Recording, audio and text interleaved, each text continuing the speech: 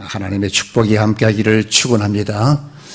3일 저녁에도 이제 우리 교회 성도들이 한 사람씩 부르라는 것이 이렇게 자리를 채워주는 것, 하나님이 사람이 볼 때도 기쁜데 하나님이 볼 때는 매우 기쁠 줄 믿습니다.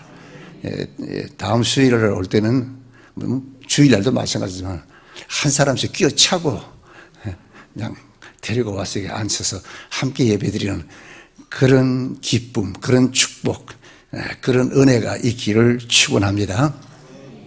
아멘 하세요. 꼭 데려와야 됩니다. 여러분, 우리가 사도행전을 공부하다 보니까 예수께서 부활하신 후에 세워진 교회 중에 가장 기억될 만한 교회가 두 교회가 있었습니다. 첫째는 뭔가 예루살렘 교회였습니다. 그리고 또 하나는 안디옥 교회 맞습니다. 예루살렘 교회는 우리가 잘 알다시피 최초의 교회. 여기 이 안디옥 교회는 이 스테반의 순교에 의해서 순교한 가운데 그에 의해서 세워진 교회입니다. 그러므로 이 안디옥 교회를 세운 자들의 정신은 참으로 숭고하다는 것입니다. 다시 말하면 오직 그리스도의 정신 위에 복음만을 전하고자 하는 일념에서 세워진 교회가 바로 이 안디옥 교회라는 것입니다. 그래서 오늘 본문을 통해서 우리가 이 안디옥 교회를 좀 구체적으로 어떤 교회인가를 우리가 살펴보면서 은혜를 받고자 합니다. 제일 먼저는 20절, 21절에 나오는 말씀입니다. 이 안디옥 교회는 복음을 전하는, 복음 전파에 가장 힘을 쏟는 그런 교회였다는 거죠.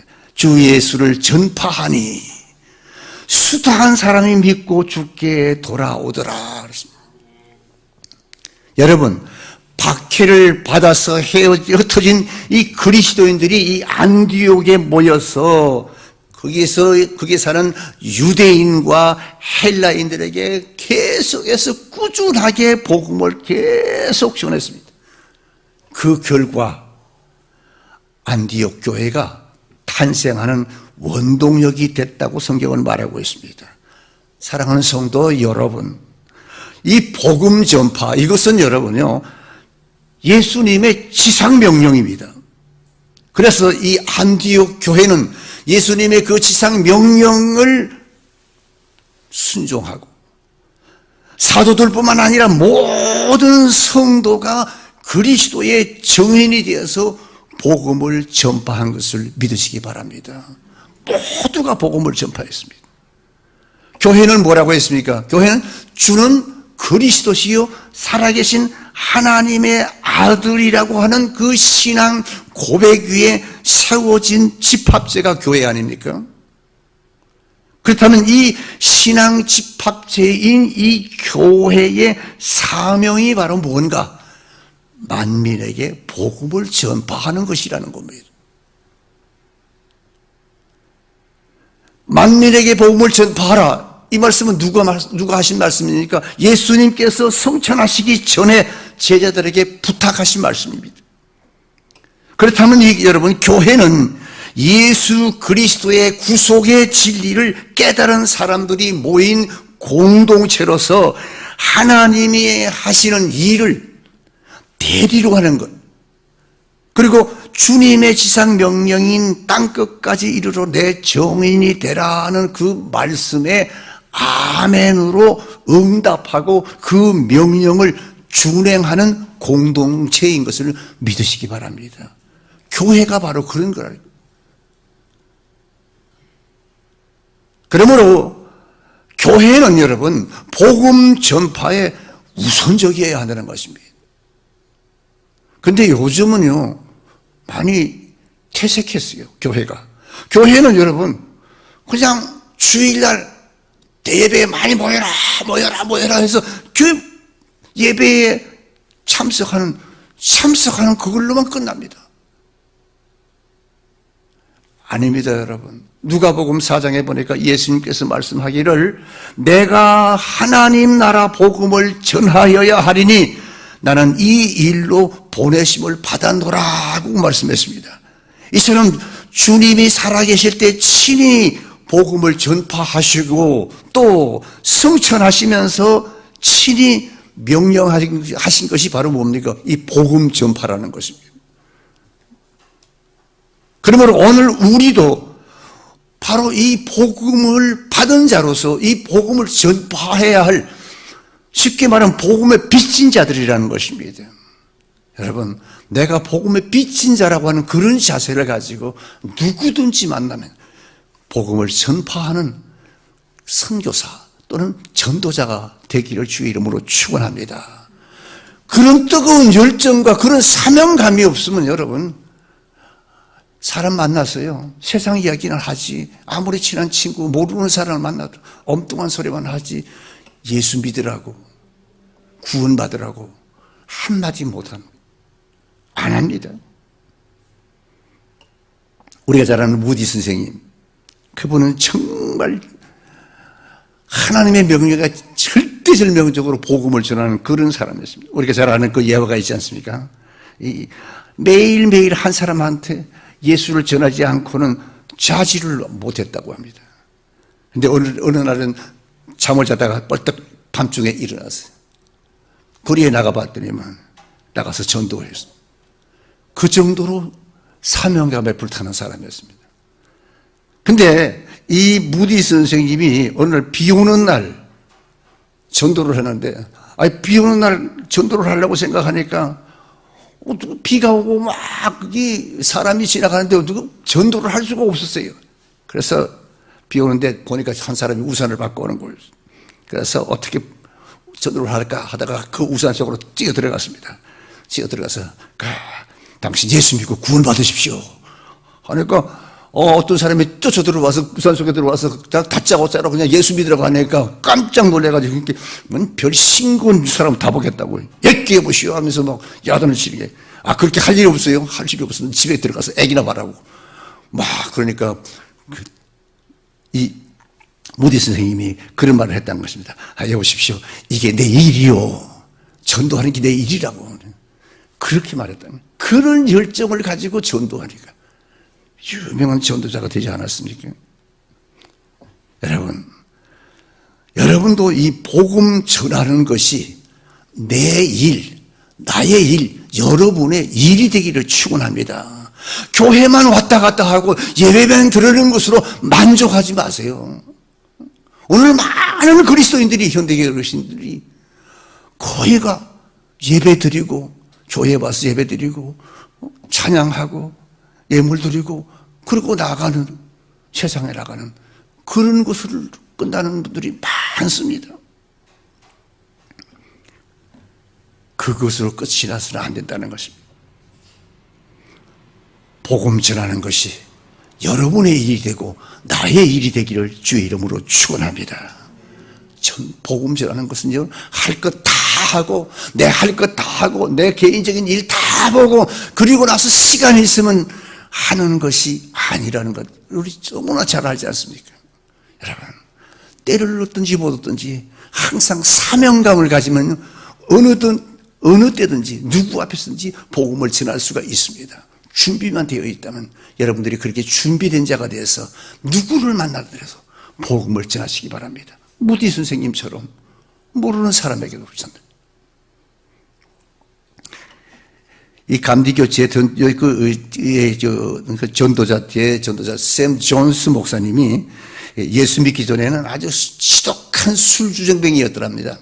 그런 사람이 이제 예수님을 만난 후에 변화해서 목사가 됐는데, 어느 날 길거리에서 친구 목사님을 만났답니다. 그래서 한참 얘기를 나고 있는데요, 갑자기 저쪽에서 막 뜯는 소리가 막 나더랍니다. 막 고래고래 고함을 지르고 막 두 사람이 그냥 서로 비틀거리면서 네가 잘나느니 내가 잘나느니 막 하고 비틀거리고 이리 비틀 저리 비틀거리면서 고래고래 고함 지르는 수정꾼들이 두 사람이 오고 있었습니다.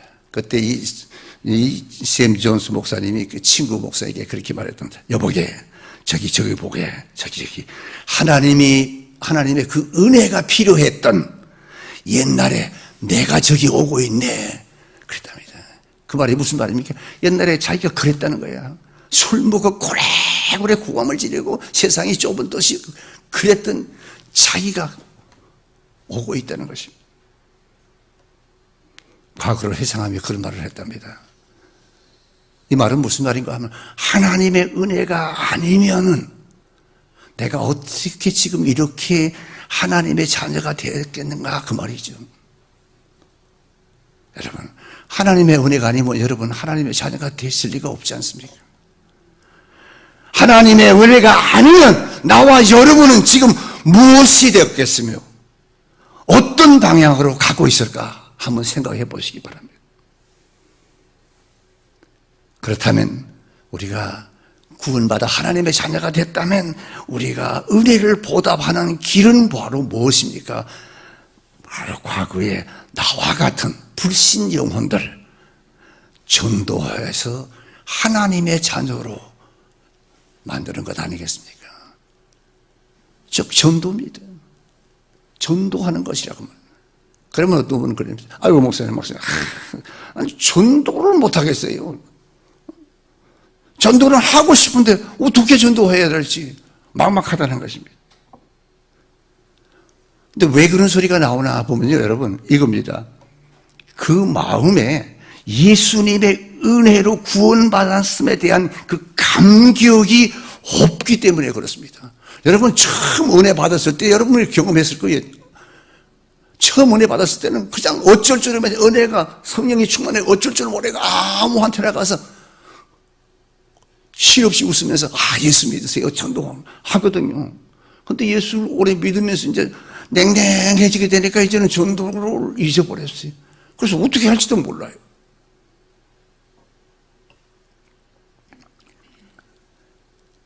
구원받은 그 은혜, 나 같은 죄인을 하나님의 자녀로 받아주셨다는 그 구원받은 그 감격을 느낄 수 있는 사람은 전도하지 않고는 견딜 수가 없는 겁니다.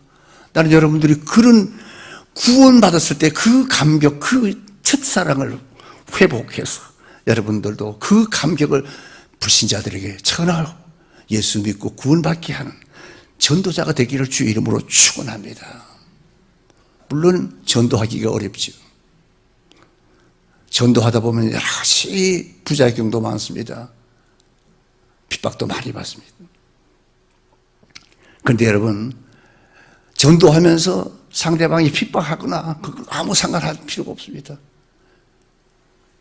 우리가 잘 아는 예레미야의 고백을 들어보시기 바랍니다. 예레미야 20장 보니까 대저 내가 말할 때마다 외치며 광포와 멸망을 부르짖으오니 여호와의 말씀으로 하여 내가 종일토록 치욕과 모욕거리가 됩니다. 복음을 전하니까 다른 사람들이 핍박하고 막 쉽게 말하면 욕하고 막 형편을 부린다 그 말입니다. 그러니 마음이 얼마나 아프겠습니까? 그래서 예레미야가 그랬습니다. 내가 다시는 여호와를 선포하지 아니하며 여호와의 이름으로 말하지 아니하겠습니다 라고 했더니 마음속에서 성령의 폭발적인 그 뜨거운 역사가 나의 중심이 불 붙는 것 같아서 마냥 도저히 불덩어리가 몸 안에 있어서 그저 가만히 있을 수가 없어서 골수에 사무쳐서 답답해서 견딜 수가 없나이다. 그래서 내가 달려나가서 복음을 선포하나이다. 이게 예레미야의 고백입니다. 오늘 여러분이 이런 예레미야의 고백이 있기를 축원합니다. 자신이 없는 것 같으네. 복음을 전하지 않으려니까 답답하고 핍박하니까 옛기업이시오 이런 소리 나고 욕을 하고 들으면 에이구 내가 뭘 욕을 얻어보면서 전도를 하냐고. 그러면 예레미야는 답답해서 성령이 말하게 하라고 자꾸 전도하라고 하는 답답해서 그냥 선포했다 그 말입니다. 눈물을 흘리며 씨를 뿌리는 자는 기쁨으로 거둔다고 분명히 말했습니다. 여러분, 우리가 전도하는데 핍박이 옵니다. 또 고통도 있습니다. 그래도 순교하겠다고는 초대교회 성도들처럼 순교하면서 복음 전하는 것이 우리 그리스도인들의 사명이고 교회의 사명인 것을 믿으시기 바랍니다.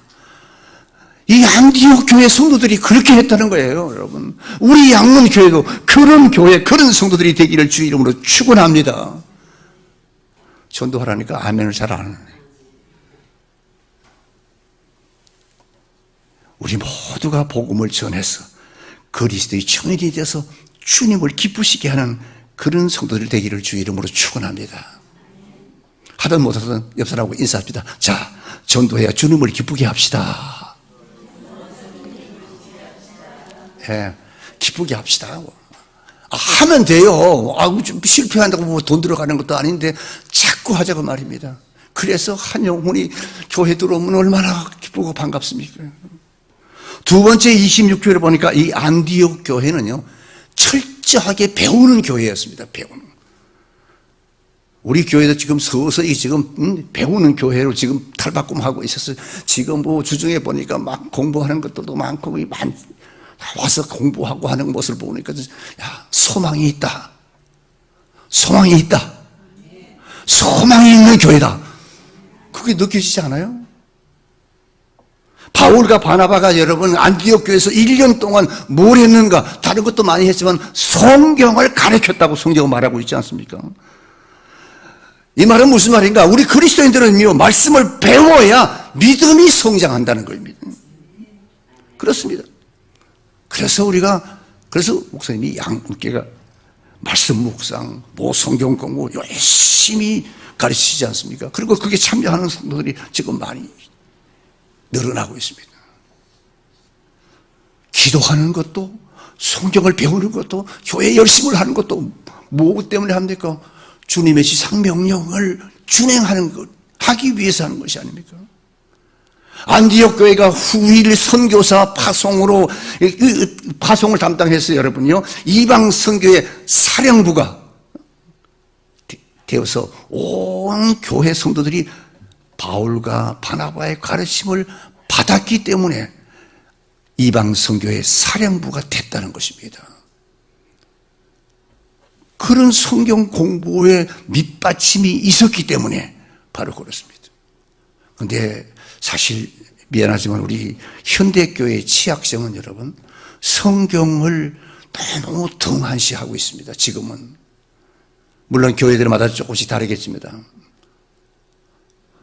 그냥 보편적인 교회들이 여러분 주일에 한번 교회에 나와서 대예배, 주일날 1부, 2부, 3부, 4부 대형 교회들이 예배 드리는 것으로 그냥 만족해하는 그런 분들, 그런 교회들이 너무 많습니다. 그래서 대예배만 자꾸 참석하라고. 근데 저희들이 교회 다닐 때는 주일 예배, 3일 예배, 금요일 예배, 새벽 기도회, 또는 그때는 구역 예배, 그 다음에 또 틈틈이 또 성경 공부, 짬이 없습니다. 그때가 다 부흥회. 얼마나 많은 그 시간들이, 성경 공부 시간이 있었습니다. 그리고 많이 배웠습니다. 여러분, 그런 성경 수준을, 성경 공부의 그 성경의 수준을 가지고 해야 전도할 수가 있습니다. 그런데 주일 예배 한 번으로 그런 수준 가지고는 예수를 전구할 수가 없습니다. 왜? 그런 것 가지고, 그런 정도 가지고 여러분 성경을 가지고 전도하면요, 이단들에게 100배 칩니다. 이단들은 여러분 정통 교인들이 어떻게 해서 쓰러뜨리는 것까지 가르쳐 주고 있다. 그러니까 성경의 그 지식과 성경의 수준과 성경의 능력을 갖지 않으면 백발백중 이단들에게 지고 마는 것입니다. 전도는 그냥 지고 맙니다. 엘리사는 엘리야의 가르침을 받아서 훌륭한 선지자가 됐습니다. 예수님의 12세대도 예수님으로부터 가르침을 받아서 훌륭한 사도가 되지 않았습니까? 여러분, 그저 예수 믿기로 결심했다면 그것으로 다 되는 것이 아닙니다. 또 오래 믿었다고 여러분 뱃속에서부터 믿었다고, 오래 믿었다고 들은 풍월만 가지고는 완전한 그리스도인이 될 수가 없습니다. 완전한 신자가 되는 것이 아닙니다. 문제는 내가 신앙생활을 하면서 얼마나 성경을 많이 읽고 많이 묵상하고 많이 배웠느냐에 딸렸습니다. 그런데 요즘은 여러분 교회들마다 조금 배우고 너무 아는 척하는 사람이 지식적인 교만한 성도들이 많아지고 있다는 것입니다. 또 오래 믿고 또 들은 풍으로 많아서 성경이 여기저기 지식만 가지고 아는 체 하는 사람이 있습니다. 그거 잘못하게 되면 큰 이단됩니다. 왜? 많이 들은 것만 가지고 하다가 잘못하다가 잘못 말을 할 수도 있습니다. 그래서 성경은 체계적으로 배워서 정확하게 알아서 불신자들을 전파해서 구원할 수 있고, 그리고 이단과 싸워서 승리할 줄 믿습니다. 어설프게 알면요 도리어 사탄에게 당하고 만다는 것입니다. 진정한 그 세상말로 하면 알맹이 알아야 되지 않습니까? 성경을 그만큼 우리가 항상 곁에 두고 내 곁에 둬야 됩니다. 그런 이야기가 있습니다. 한 대학교 교수님이 배를 타고 강을 건너가고 있었습니다. 그래서 대학 교수가 이렇게 또 보니까 사공이 배를 막 열심히 젓고 있으니까 사공한테 물었습니다. 사공, 왜 그러십니까? 그러니까 당신 철학을 아시오? 그랬습니다. 그러니까 아니요, 난 들어본 적도 없시오. 아, 그래요? 그럼 당신은 인생의 4분의 1을 잃어버렸군요. 그랬습니다. 그러거나 말거나 막 배를 져가는데 또 교수가 하는 말이 지리학은 좀 아시오? 그러니까 아니 그것도 몰라요. 그것도 뭐예요? 그랬더니 교수가 하는 말이 당신은 인생의 반을 잃어버렸어요. 조금 이따 또 물었습니다. 그럼 천문학은 아시오? 아, 그것도 모르지요. 그렇게. 그럼 당신은 인생의 4분의 3을 잃어버렸군요. 혀를 꾹꾹꾹 차더랍니다. 근데 공교롭게도 이때 강풍이 불어서 배가 홀랑 뒤집어져서 두 사람이 물에 빠졌어요. 이때라 사공이 교수에게 물었습니다. 뭐라고 물을까요? 뭐라고 물었을까요? 교수님, 당신 헤엄칠 줄 아시오? 그렇게. 아니요, 난 못합니다. 그럼 당신 인생 전부를 잃었습니다.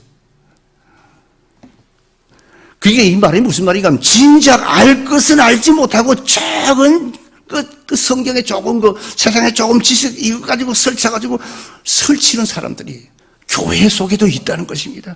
그게 바로 내가 아닌가 한번 봐야 됩니다. 그래서 오늘 한국 교회는 사실 여러분, 이런 말 하면 안 되지만 제자는 없고 전부 다 스승뿐입니다. 전부 다 자기가 제일 잘 알아요, 교회에서. 여러분, 우리 스승은 예수님 한 분밖에 없습니다. 그래서 우리는 스승이 되기 전에 제자가 되어야 됩니다. 교회마다 많은 결신자들이 있지 않습니까? 우리 교회도 한 사람씩 들어오고 있지 않습니까? 근데 교회 생활을 계속하지 못하고 나가는 분들도 있지 않습니까? 왜 나가느냐를 알아야 됩니다. 그것은 전도는 있는데 교육이 없기 때문에 자꾸 나간다는 사실을 알아야 됩니다. 그러므로 전도해서 교회에 데려다 놨다고 다 교인이 되는 것이 아닙니다. 철저하게 말씀으로 교육을 시켜야 완전한 교육이 된다는 것입니다. 그런 의미에서 여러분, 이번에 실시하는 우리 웨스트민스터 수요리 문답, 이런 것은 우리가 교회 오래 다녔다고 해도요, 세상, 보편적인 것이 알겠죠. 그러나 성경의 깊은 진리는 우리가 확실하게 모릅니다. 그래서 우리가 이런 공부를 해야 됩니다. 많이 배워서 그리스도의 장성한 분량에까지 성장해야 이단에게 미혹을 당하지 않고 이단에게 빠져있는 자를 건져낼 수가 있다는 것입니다. 예수 믿는 거로 교회에 나오는 것으로 만족하면 여러분 이제는 안 됩니다. 우리가 거기까지 가야 됩니다. 배움이 없는 사람은 돌짝밭에 떨어진 씨앗 같아서 아무리 아는 척하고 나불나불 해도 여러분 뿌리가 없으면 말라 죽습니다. 내가 가진 지식이 다가 아니요. 하나님의 진리의 말씀이 다란 말이야. 그러니까 자꾸 공부하고 봐오고 읽고. 지금 여러분 많이 성경 읽고 많이 공부하세요. 나이가 많으면 여러분 눈이 글을 볼 수 없을 정도가 됩니다. 그렇기 때문에 지금 많이 읽고 많이 공부하고 지금 많이 삽니다. 베레아 사람들 보시오. 베레아 교회 사람들.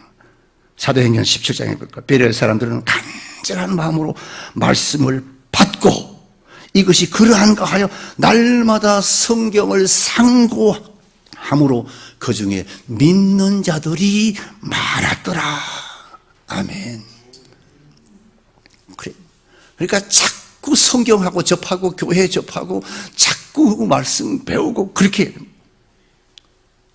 여러분, 이 안디옥 교인들이 괜히 그리스도인이라고 하는 이 그름을 받은 줄 아십니까? 아닙니다. 많이 이 교인 안디옥이 많이 배워서 배운 대로 예수 그리스도를 나타냈기 때문에, 전파했기 때문에, 그래서 얻어진 이름이라는 것입니다.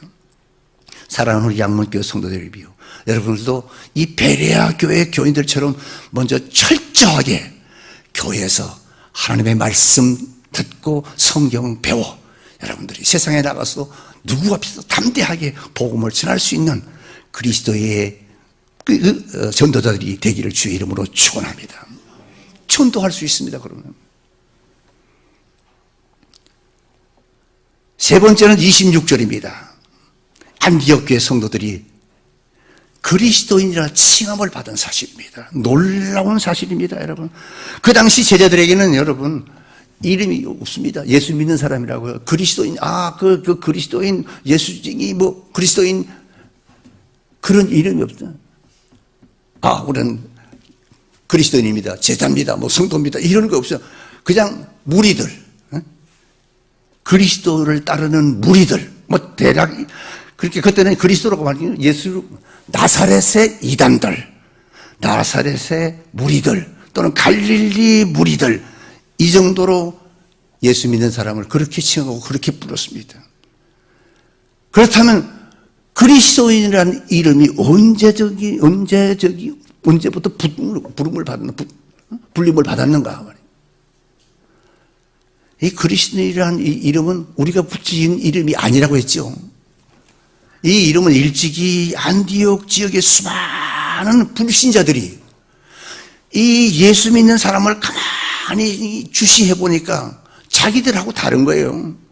그리스도인들의 생활과 삶을 가만히 보고 나서, 그리고 나서 그들이 붙여준 이름이 그리스도인이라는 그런 이름입니다. 안디옥 교회 성도들이 그럼 과연 어떤 생활을 하는가, 그게 중요하지 않습니까? 우리도 그리스도인이 되려고 그러면 적어도 안디옥 교회 성도들이 어떤 신앙생활을 했는가를 알아야 됩니다. 어떻게 했습니까? 그들은 철저하게 그리스도처럼 말하고, 누구처럼? 그리스도처럼. 그리스도처럼 행동했습니다. 그들의 대화 가운데 가장 소중히 여기는 것은 예수 그리스도였습니다.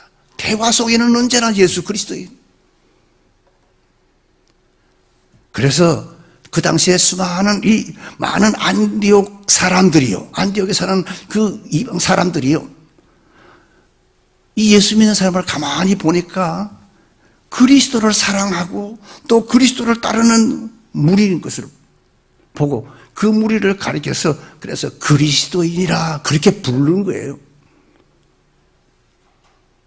그렇다면 여러분, 오늘날 그리스도인이라고 불리워지고 있는 우리는 어떤 라이프 스타일, 삶의 모습을 하고 있습니까? 과연 안디옥 교회의 성도들처럼 그렇게 예수님처럼 말하고 예수님처럼 생각하고 예수처럼 그렇게 행동하고 있는가 하는 말입니다. 그렇다면 여러분들도 세상의 모든 사람이 바라볼 때 그리스도인이라고 불러준다는 것입니다. 그런데 애석하게도 너무나 많은 심지어 성도라는 사람들이 이 심오한 의미가 달려진 그리스도인이라는 이름과 동떨어진 생활을 하고 있다는 사실입니다. 여러분, 그리스도인이란 이름은 여러분 절대로 쉽게 얻어진 이름이 아닙니다. 스테반의 순교의 피값으로 얻어진 이름인 줄을 믿으시기 바랍니다. 내 몸에 그리스도가 존귀케만 된다면 내 이 한 몸은 순교하겠다는 그런 희생으로 얻어진 이름이 그리스도인이라는 이름입니다. 로마서 14장 8절 우리가 살아도 주를 위해서 살고 죽어도 주를 위해서 죽나니 그러므로 사나 죽으나 우리는 주의 것이로다. 아멘도 안 나오네. 이런 자세가 되어야 된다는 겁니다. 그래서 그리스도인이라는 이 이름은 여러분 쉽게 얻어진 이름이 아니라는 것입니다. 그렇게 예수님처럼 살고 예수님처럼 말하고 예수님처럼 행동했던 그런 사람들에게 붙여진 이름이 그리스도인이란 별명이었습니다. 이런 이름이 여러분에게도 이런 그리스도인이란 별명이 붙여지기를 주님의 이름으로 축원합니다. 우리가 다시 한번 여러분 그리스도인이라는 말을 우리가 새겨봐야 됩니다. 이 그리스도인이라는 말 속에는 뭐가 들어있는가? 그리스도라는 이름이 포함되어 있습니다. 즉 예수님이라는 이름이 포함되어 있다는 우리 이름 속에는요. 그러므로 그리스도가 똑같은 이름을 우리가 갖고 있지 않습니까? 그러므로 우리는 우리의 잘못된 행위는 어떻게 됩니까? 그 행위는 내가 사랑하는 그리스도의 명예를 더럽히는 일로 나타난다는 것입니다. 그러니까 사실상 사람들이 예수 믿는 사람이 뭐 잘못하면 저 예수 믿는 사람들이 저 짓을 한다고, 내가 저래서 예수를 못 믿는다고 그런 말 하지 않습니까? 왜 그렇습니까? 그리스도인이라는 말 속에 예수님의 이름이 거기에 들어있거든. 옛날에 우리 어릴 때는요, 아이들이 뭐 잘못하게 되면 저 니집 자식이냐고 꼭 그렇게 해요. 그 아이를 야단하시고 그 집 아버지 그 누구의 자손이. 여러분, 우리가 잘못하면 예수님의 명예가 더럽히는 일로 나타나는 것입니다. 그러므로 오늘 나와 여러분들은 그리스도인이라는 이름답게 아름답게 살아서 주님께 영광 돌리는 그런 성도들이 되기를 주님의 이름으로 축원합니다. 네 번째, 안디옥 교회에 자랑할 만한 것은 뭔가? 구제하는 교회였습니다. 29절에 보니까 그때가 나오지 않습니까? 그때 이 바울과 바나바가 안디옥에서 목회하고 있을 그때였습니다. 마침 그때 예루살렘에서 온 아가보라고 하는 선지자가 이 안디옥에 와서 뭐라고 했냐면 천하에 지금 큰 흉년이 될 것이라고 예언을 했습니다. 여러분, 우리 구약의 흉년이 7년 흉년 된 이야기 잘 알지 않습니까? 그죠? 응? 그때 이 안디옥 교회는 여러분 기근이 임박했다 그 소식을 듣고 애굽 사람들처럼 자 그러면 곡식을 준비해라 뭐라 그렇게 하지 않았다는 겁니다. 곡식을 비춰가지 않고 안디옥 교회의 그리스도인들답게 그들은 흉년이 온답니다. 자, 우리 구제합시다. 어려운 교회를 구제합시다. 그래서 그들은 비춰가지 않고 구제해서 다른 사람을 도우는 일에 앞장섰다는 것입니다. 이게 교회의 참 모습입니다. 구제야말로 여러분 교회가 해야 할 제일 우선 사업이라는 것입니다. 시편 37편 자비를 베푸는 자는 환난 때에 부끄럽지 아니하며 기근의 날에 풍족하리라. 누가복음 12장 33절 너의 소유를 팔아 구제하여 낡아지지 아니하는 주머니를 만들라. 곧 하늘에 둔 바 담이 없는 보물이니 거기는 도적과 가까이 하는 일이 없고 좀도 먹는 일이 없느니라. 구제하는 것, 선교하는 것, 헌금하는 것이 천국의 보물을 쌓는 일이라고 합니다. 제가 요새 유튜브에 옛날 에집트의 그 미라들, 왕의 무덤들, 그게 제가 관심이 가서 그걸 제가 자주 봅니다. 보는데 보니까 그 당시 왕들은요, 자기가 다시 살아날 거라고 환생할 거라고 그래가지고 자기가 형제에 살던 모든 그 금은 보화를 함께 넣어서 저 세상 가면 천국에, 쉽게 말하면 우리말로 하면 천국에 가면 거기서 다시 쓸 거라고 딱 쌌습니다. 조금 뉘앙스는 다르지만은 우리도 바로 겁니다. 우리가 여기서 구제하는 것, 선교하는 것은 천국에 쌓는 거라는 것입니다. 그래서 전도는 전도서 11장에 보니까 7배나 8배 나누어 줄지어다. 무슨 재앙이 땅에 임할지 네가 알지 못하리라. 이 말을 다른 말로 표현하면 인색하지 말고 최선을 다해서 구제하라. 바로 그 말입니다. 근데 놀랍게도 안디옥 교회는 이것을 배워서 실천한 교회입니다. 아멘 아무도 안 해주네. 안디옥 교회 그 잘 아멘 잘하는 우리 권사님들 아멘이 무서워. 그러므로 여러분, 이 안디옥 교회의 성도들은요, 흉년의 재난 속에서 기쁨과 감사와 보람을 가질 수가 있었다는 것입니다. 뿐만 아닙니다. 그거 보니까 29절에 보니까 각각 그 힘대로, 이 말이 무슨 말입니까? 각각 그 힘대로 자기가 가지고 있는 대로 능력만큼 가능한 범위 안에서 하라는 겁니다. 그리고 30절에 이를 실행하여 보냈다고 그랬습니다. 여기 이 말씀은 우리가 마음에 새겨야 됩니다.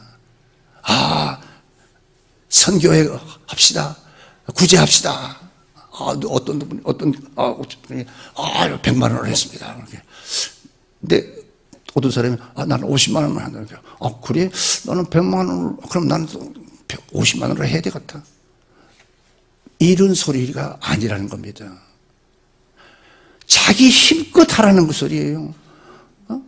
사는 수준이 다르니까 내가 100만 원을 선교하는 거죠. 저 사람은 50만 원 하면 그 사람은 그 환경에서 자기가 최선을 다하면 50만 원. 바로 그 소리입니다. 이 안디옥 교회는 바로 그렇게 했다는 것입니다. 누가 얼마 했다고 해서 나도 그럼 좀 덜 해야지가 아니에요. 그런 거 아니. 신앙생활 속에 교회 속에서 선교회나 이런 저기에는 그거가 아닙니다. 최선을 다해서 힘 닿는 대로 가능한 만큼 하라고 말입니다. 그걸 실천했다고 그랬습니다. 사랑하는 성도 여러분, 안디옥 교회 성도들은 그들이 가지고 있는 힘대로 재난을 당한 성도들을 도왔다는 것입니다. 당시 여러분 바리새인들이나 서기관들이 왜 예수님에게 책망을 받았습니까? 그들은 말과 행위가 일치하지 않았기 때문이 아닙니까? 야고보서 2장 6절 행함이 없는 믿음은 죽은 믿음이라고 단정했습니다. 현대교회가 사회로부터 지탄을 받는 이유 중에 하나가 바로 뭡니까? 신앙과 생활이 일치하지 않는다는 겁니다. 그래서 사도 요한은 우리가 말과 혀로만 사랑하지 말고 행함과 진실함으로 하자고 그랬습니다. 아멘. 즉 사랑이 깃들어야 할 곳에는 혀끝이 아니라 손끝이 가야 된다 그 말입니다. 오늘 그리스도인들 중에서는 말만 번듯하게 잘하는 사람이 너무 많습니다.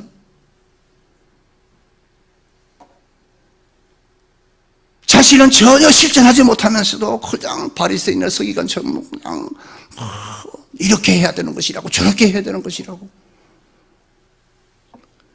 100마디 말 빈말보다 한 가지 실천해서 상처받은 형제들에게 치료자가 되어서 재난을 극복하는 활력소가 되는 그런 인물이 되어야 됩니다. 우리 양모께서 그런 인물들이 많이 나기를 주 이름으로 축원합니다. 교회를 피로 값주고 산 것이라면 진실로 이 안디옥 교회의 설립이야말로 피의 산물입니다. 스데반이 예루살렘 교회에서 돌에 맞아 순교함으로 세워진 이 안디옥 교회는 복음 전파에 최선을 다했습니다. 그리고 배우는 교회로 꾸준히 성장해서 예수 그리스도의 이름을 빛냈고 드디어 그리스도인이라는 영광스러운 이름을 얻었습니다. 그리고 대교회로 성장해서 구제하는 데 앞장서서 가난한 교회도 도왔습니다. 한 걸음 더 나가서 선교사를 파송하는 교회까지 앞장섰습니다. 이렇게 파급된 선교회의 열기가 바울을 통해서 저 아시아와 지중해 전 유럽 전지 그리고 이 땅에까지 전파되었습니다. 안디옥 교회의 그 힘입니다. 오늘 우리의 교회가 이 안디옥 교회를 본받아서 바로 배우고 전도하고 힘껏 구제해서 우리 양문교회도 제2의 안디옥 교회로 성장하는 그런 역사가 있기를 주의 이름으로 축원합니다.